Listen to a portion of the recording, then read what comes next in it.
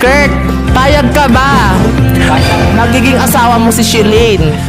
Yung kamukha ni Eli. Opo. Ikaw ba?